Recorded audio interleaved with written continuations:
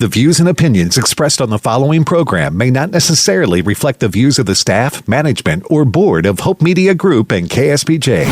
It's what's happening around us, in our town, suburb, city, in our community. It's Community Beat with Kim Kasi McKee on 89.3 KSBJ. Hello and welcome to Community Beat, where we're keeping you tuned in to the topics that are impacting our local communities and helping them thrive. I'm your host, Kim Kasi McKee, and today we're raising awareness for an organization that helps youth and adults to grow in their walk with the Lord as they experience the beauty of nature and community. Our guest today is Lisa Olson, Executive Director of Carolina Creek. Welcome, Lisa, and thanks so much for joining us today. Thank you, Kim. I'm really proud to be here and just glad. Thanks for the invitation. Absolutely. Well, Lisa, for starters, tell us a little bit about yourself and how you became involved with Carolina Creek. Oh, my gosh. So believe it or not, this summer was my 40th summer in full-time executive leadership and camping. So I've dedicated pretty much my entire adult life to helping kids and adults, like you said, grow closer to the Lord by being in creation and just taking the time to pause and be able to listen and just be with him and hear him outside of the bustle of, daily life. And I've worked in some amazing camps around the country, but about 8 years ago, I was invited to come to Carolina Creek to be the executive director. And it's my first time as an executive director. I absolutely love it. And I love Texas. Yay! So there's been lots of good, but I was attracted to come to Carolina Creek for a few reasons. One is they're interdenominational or non-denominational. And so they really are able to focus on the essentials of just relationship with Jesus and not be distracted by a lot of peripherals that kind of can get in the way of that. And also, our board has a commitment to try to be accessible to as many people as possible. And so we try to operate in the black just by $1. We want to be affordable and accessible to middle-class families. And then we also have a huge heart for kids who would never be able to attend camp. And so we raise a lot of money every year to subsidize groups where kids who don't have the possibility of going to camp will have that opportunity. So about 20% of our campers come through those scholarship programs. So yeah, it was an exciting invitation and I couldn't say no to it. And I'm really glad I'm here. I just want to back up to make sure I heard what you said. 40 years in the camp ministry. Yep. That is so on the behalf of, I was a youth pastor for 15 years and I brought some children to Carolina Creek who were in that 20%. That's awesome. Yes. And just to know that people like you are behind the scenes and dedicating yourselves, it really is a life-changing experience, especially children who are from big cities and who, you take them away from all of the hustle and bustle where they can just focus on the beauty of God's creation and getting along with other campers and having fun. It is tremendous. I'm so glad you've been there. So more than once. Oh, so just knowing that helps me to know that you realize how beautiful it is with the creek and the waterfront and the hills and trees and rock outcroppings. It's just such a unique, over 500 acres right there, but such a unique place. And we've adopted a phrase recently that every bush is burning at Carolina Creek. Oh, my. Because every place you look declares, reveals something about God. And so that's where we're trying to really help our guests attend to that and not just have the natural setting be a backdrop, but to embrace it and immerse people and call their attention to it and look at that. And what do you see and what do you learn about God and through this, or how can God be revealing something about himself to you through this thing, in the natural setting. And it is really an exciting a part of what we do. It is. And I love all of the teachable moments, how you use the experiences that people are walking through in real time. For example, I also went another time with some of our youth leaders for a retreat. And I just remember the zip line, and how there were some people that were scared out of their wits about Yep. doing that zip line. Mm-hmm. But then there were some camp counselors right up there just talking people through, encouraging them through scripture. Now, of course, we teased each other for years afterwards. Yeah. But It's it was shared, just a shared experience and a memory. Yes. And then to be able to unpack and debrief that. And so many of them were saying, wow, it's amazing how when we brought our children here, it was easy to just encourage them and you can do all things through Christ and all of that. But when we were the person on the platform that I don't know how many feet high, it was different. I know, believe it or not, since I've been a camp director, I have to do all that stuff. Yes, you know, of course, you've done it all. Yeah, but sometimes I'm just standing there thinking, oh, Lord, what am I got myself into? But I can't not do it, you know? Right. I have to do it. And so, but I'm always glad I did. Yes. So, yeah. Wow. Well, again, this Carolina Creek is a wonderful place.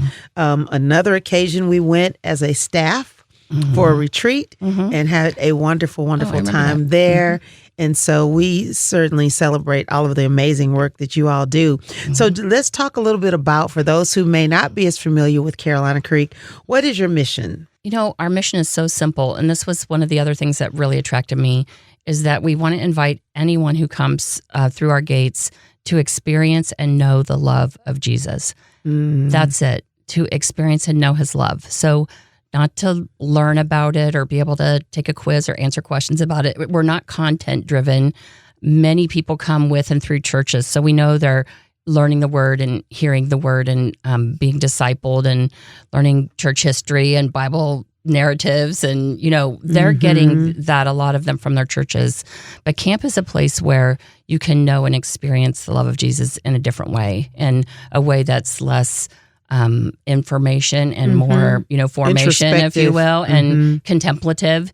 And so we have really focused our programs on creating those opportunities, not just to be talking a lot about the Bible or about Jesus, but to invite kids to be still and learn to listen. We do like Lectio Divina, the contemplative listening prayer methods as young as kindergarten, teaching them to read the Bible, not just like another book like a school book where you're mastering the content because you're going to have to demonstrate your skill. But the Bible's different. And so we start teaching them that at kindergarten, that the Bible you read, it's a love letter from God that is going to change you. It's going to master you, not you mastering it. And so listening for what God is asking you or inviting you to do or feel or believe or hope or act on or whatever as you read the narrative. And so it's a little interesting for our counselors because sometimes they want to teach, you know, they're like, well, I want to teach. I want to be a teacher. It's like, well, that's great. But your role really is to facilitate this child listening for what the Lord has to tell them. And then listening to the child tell you what they feel like the Lord is inviting them to, and then reinforcing that. And so even in the same passage, 2 or 3 kids might have 2 or 3 different takeaways from it, just like we all do. You know, as adults, we're like, well, this is how this parable or this familiar story is meeting me right now at this point in my life. But then when I hear that same story of the prodigal son or whatever's familiar, at another point in my life, I'm focusing, oh, maybe I'm the elder son, or another point in my life, oh, maybe I, you know, we relate it. The Lord brings it to us in a living way that connects with where we are. And he does the same thing with children. And it's actually amazing to see how intuitive it is for kids and how challenging it sometimes is for adults. Of course. But, so that's our mission, is to have kids experience and know that presence, that relationship with Jesus while they're at camp in a way that changes them when they leave. And that as they go home, they can remember how to be still and quiet their hearts and read a passage and listen for what the Lord has for them in that. And you don't have to be an expert on, you know, hermeneutics or context or anything to do that. You just need to be willing to open up your Bible and listen. And so even groups that come that are civic groups, the Chamber of Commerce or whoever, we want them to know and experience God's love too, even though we aren't doing Lectio Divina with them. We are just loving them in a way that they go away having experienced Christ's love through our staff and through creation and through those things. Yes. Wow, that is so amazing. I was just thinking as you were sharing how many people I have heard through the years who came to know Christ at camp. Yeah. I mean, who are still serving God today because that's where they experienced that personal encounter with the Lord. They're apart from their parents, apart from everything that's familiar, and just God touching their hearts. Yeah. We have a saying that we want to draw people one step closer to Jesus wherever they are in that journey. And for some people, maybe they did make a decision to accept Christ in Sunday school or with a parent or at whatever stage. And so when they come at 10 or 15 or 17, we still want to draw them one step closer. And that's what you're talking about, that opportunity to make their faith their own, or to, while they're feeling independent and strong and autonomous, at that developmental stage, to say, yes, that is a real commitment and it is a real part of my life. And I do want to serve and follow Jesus.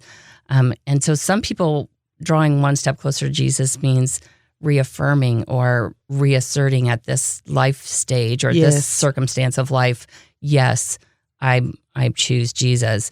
But for others, it might just be moving from like indifference to curiosity, or from curiosity to desire. Yes. Or from hostility to indifference, or, and all of that is accomplishing our mission. If people have left having experienced the love of Jesus, seen him reveal himself in nature and been loved on by our great staff, and they've just moved a little closer to Jesus, wherever that is in their journey, then they experienced and known his love and move one step closer. That's our mission.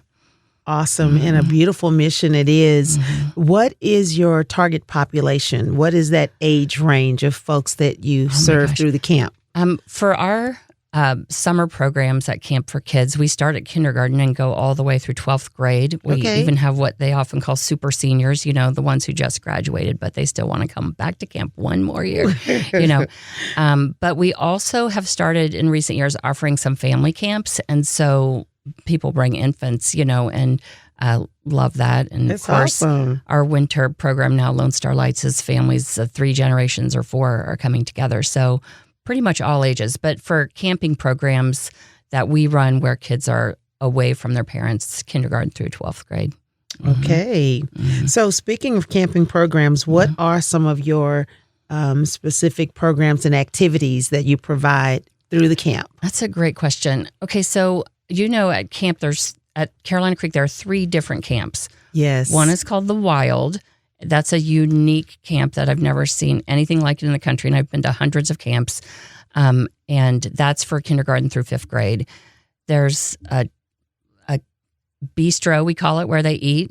Wouldn't beast spelled B-E-A-S-T because it's The Wild. Wow. It looks like a little rainforest cafe for kids. There's a gymnasium called the Ark. There's a huge water park called the Ocean. And there's a huge climbing adventure experience there called the Jungle. And the cabins are, you have to go on the website to see them, but they look like giant animal facades. So you're sleeping in a lion or a tiger or a bear. Goodness. You've run our commercial that says lions and tigers and bears. Yes. That's why, because you are sleeping in a bear, really fun for the little kids. And of course. Then our second camp, Creekside, is where we do middle school and high school programming.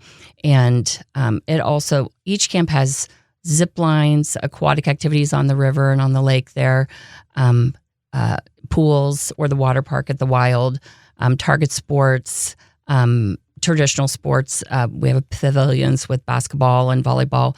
But we also want to minister to kids who aren't that outdoor kid, but they come to camp with their youth group or whatever. Yes. And maybe they're like, that's not my thing. We have a music recording studio. We do lots of visual arts and hands-on crafts. We do some theatrical things, especially in our Bible teaching. We use a lot of dramas so that we can attract kids who are more bent towards arts and expressing themselves in those ways. So we try to really offer something for kids who have all different kinds of interests and abilities and gifts and callings, and allow them to shine in the way that they do. Not every kid is a athlete or not every kid wants to be adventurous. We encourage them and invite them to do those things, but we want them to have a comfort zone where they can shine, and where they can feel like this is my thing. And then our third camp, Lakeview, has all of the above, its own zip lines, huge adventure parks. We have a core value about accessibility, not just economically, but also for people who have mental or physical, cognitive, emotional, behavioral challenges. We try to include them in every way in all of our camps and communities.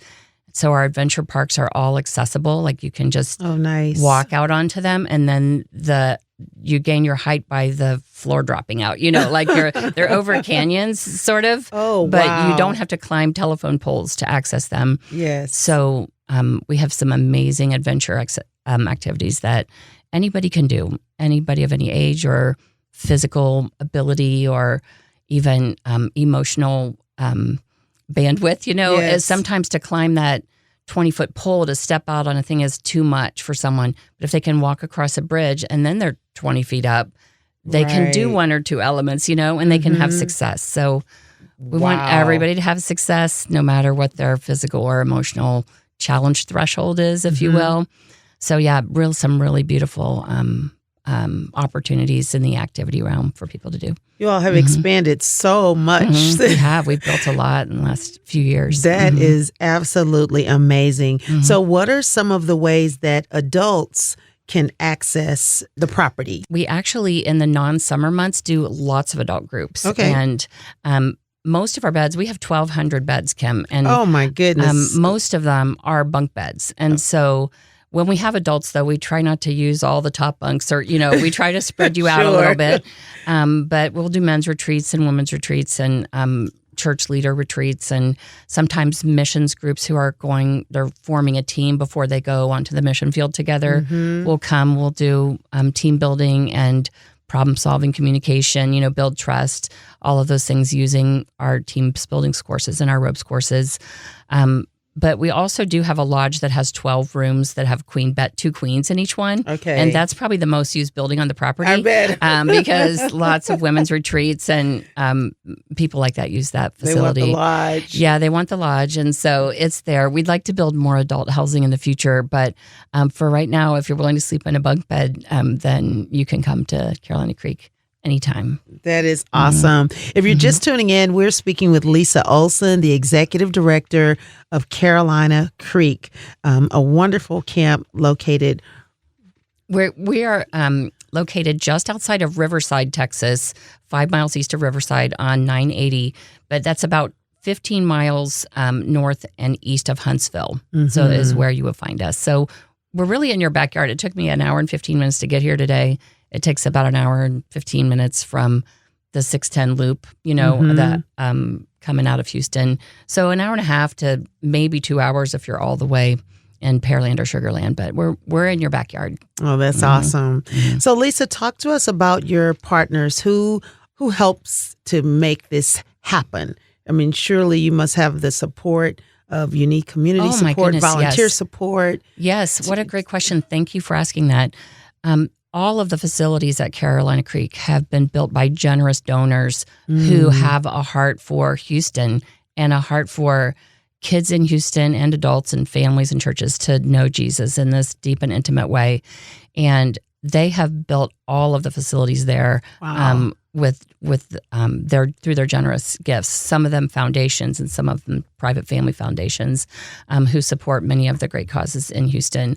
But apart from that, we just have hundreds of donors who are camper parents or people who just know the value of camp, who are willing to give $100 a month or whatever to subsidize kids. We raise more than $500,000 a year to subsidize kids who can't afford camp. Amazing. And those come in gifts as little as $35 or as much as, 5 figures. Sure. And it costs about $288 is our average scholarship. So $288 subsidizes a child to come to camp. It might be a child from Star of Hope or from a foster family or CASA or from a family that's experienced domestic violence or from, just a rural poor church. So those are examples of kids that would come, Angel Tree kids, who have a parent who's incarcerated. So $288 will get a kid to camp. So lots of donors. But we do have lots of volunteers too who come, and we have nurses and handymen. And right now during our Christmas event, we have people in the parking lot and icing cookies and making crafts and managing the photo line for Santa and all kinds of things. There's lots of ways to get involved. I guess I was thinking as I drove here that, camp is almost like a village, and that any gift or passion can be used in a volunteer there. If someone's a landscaper, we have places you could landscape. If someone, wants to come and teach kids fishing, you could do that. So, it's not like these are limited volunteer opportunities. Sure. If someone feels God prompting them to come and help at camp, we'll find out what's the best fit for them to use their gifts. So, Lisa, you mentioned how you have been in the camp environment your whole career for 40 years. Yes. Mm-hmm. How different is Carolina Creek, or in what ways might it be different than some of the camps that you've experienced? That's a great question. I've had the privilege to work at some really great camps, but I would say one of the biggest differences is that camp's expensive. It just is. Yes. And many of the great camps are really only accessible to, upper middle class families, if you will. They just are out of reach. And that's one of the biggest differences, is that we're trying to offer the same program, only offer it for as inexpensively as we possibly can, so that we can be affordable to the most people possible. And that's really one of the biggest differences. But apart from that, I would say that programmatically, our emphasis on experiencing the love of Jesus and the immersion we do with that. We start in the morning with early morning devotion, and we have 6 touch points throughout the day that all weave into one another. There's no segmentation like, this is our Bible teaching time, now this is our recreation time. Every game is woven into the theme of the day. Every song is chosen. The scripts, we write our own dramas and scripts which illustrate and provoke thought for the theme of the day. And our counselors are trained to be patient. Like, if a child's saying, I feel like God is asking something of me and I'm just struggling with that, we don't want the counselor to jump in and give an answer. We want to let it play out in the small group devotional time and encourage that child to keep listening and thinking, and let it play out in their 5-minute solo if they're a kindergartner, or their 10-minute one if they're a 5th grader, and just keep encouraging them to listen. So we really are intentional about not giving answers, but trying to develop that independence of the child to listen to God, and then to celebrate and reaffirm. And the last touch point of the day is at night when we pray for them before they go to sleep. So, it's all integrated, and the activities are all part of it.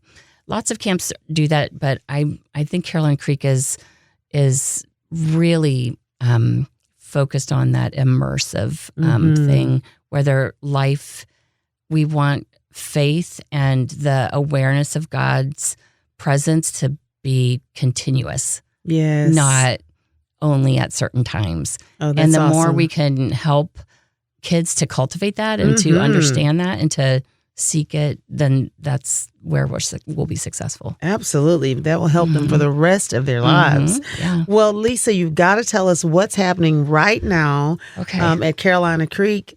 Just some exciting family fun. So tell us the details about that. Oh my gosh. So we've had a vision. About 5 years ago, we started developing what we've called Lone Star Lights, and we patterned it off of another camp in the Pacific Northwest who's done this for more than 20 years. So I don't want to pretend that this was, our original idea, but we have put the Carolina Creek spin on it, if you will. And it's a 12-acre park of lights and experiences. And people often ask me, is Lone Star Lights a walkthrough or a drive-through experience? And the answer is neither. It's not drive-through for sure. You're going to park and come in just as you would to Disneyland. But once there, it's not a trail like you might do at some locations where you come in the entrance, you walk along a trail, Right. you hit the retail shop, and you walk out. Right.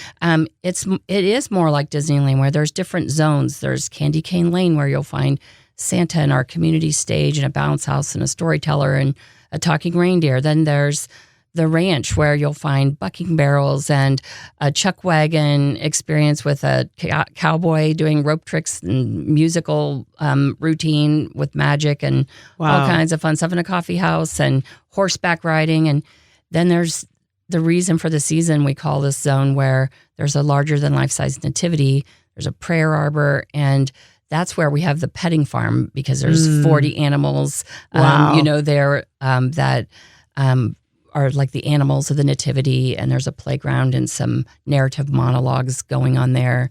Then there's Fractal Forest, where you can shoot glow-in-the-dark foam arrows at glow-in-the-dark stars that are hanging from the trees and follow glow-in-the-dark footprints of animals to find them in the woods. Wow. And so it's like every zone has something to do. Oh, and then I can't believe I almost forgot. We have 270 tons of snow where you can go sledding. Oh my We goodness. have the zip lines are open, Kim, if you want to What? zip in the dark. That's the next challenge for you, to zip in the dark. It's That amazing. would be a challenge. The adventure park is open. So people are spending an hour and a half going through the adventure park, beautifully lit up, reflecting off the water.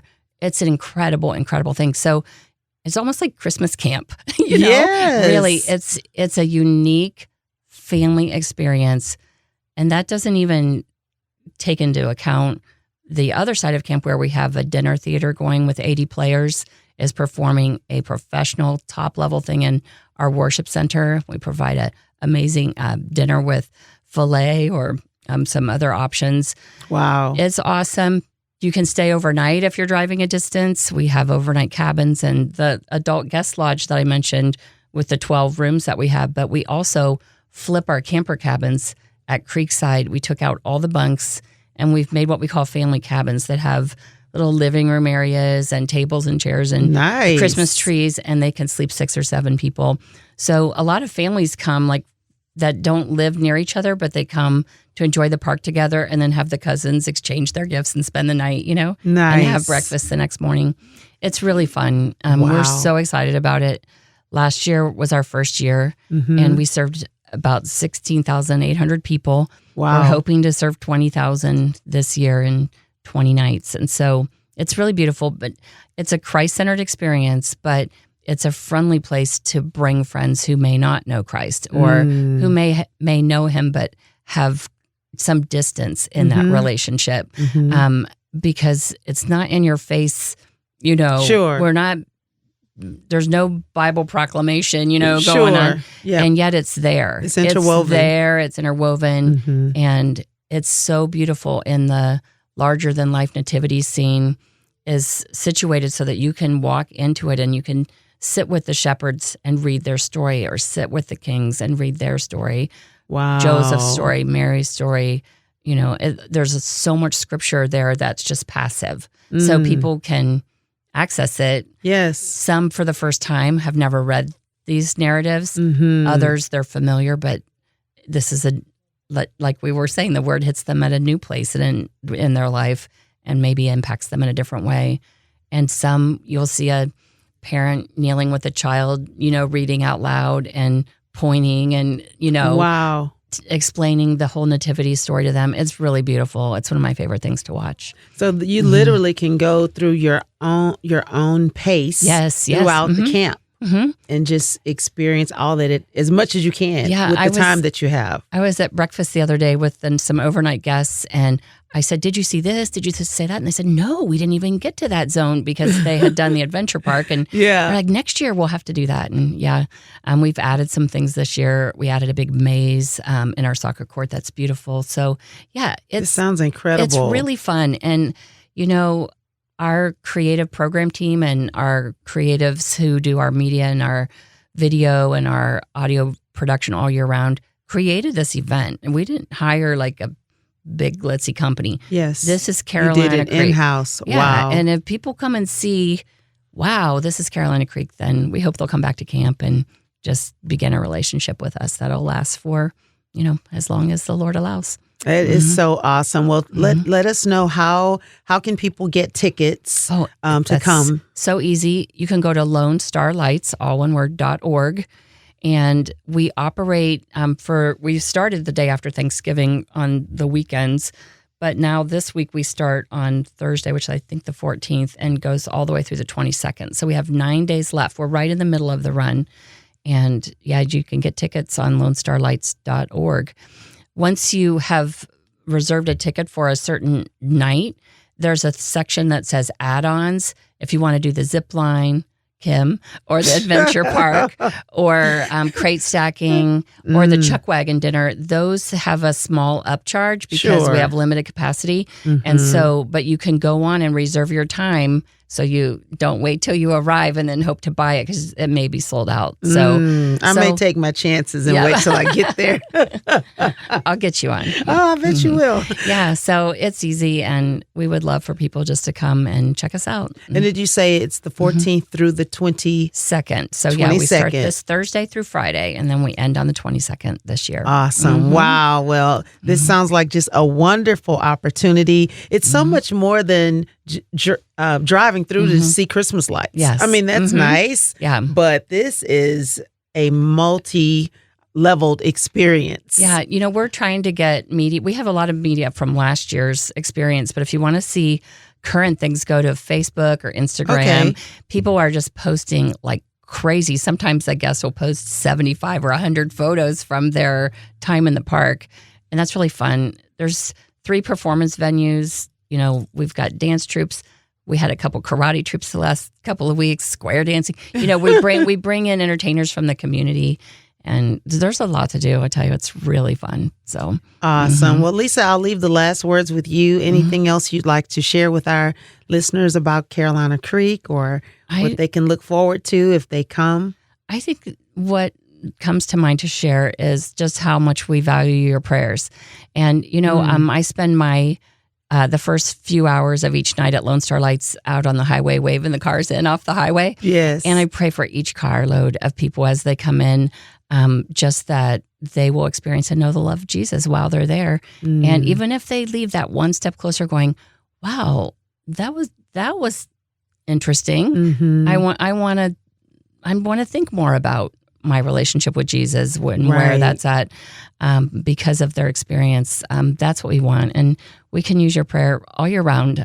As you hear our ads on KSBJ or hear about the concert or anything, just shoot up a prayer for our staff, for their stamina and their perseverance and being able to love well. It's going to be cold, and it's going to be some long nights for that 9-day stretch. Of course. We covet your prayers for each guest and also for the 100 people each night that are working.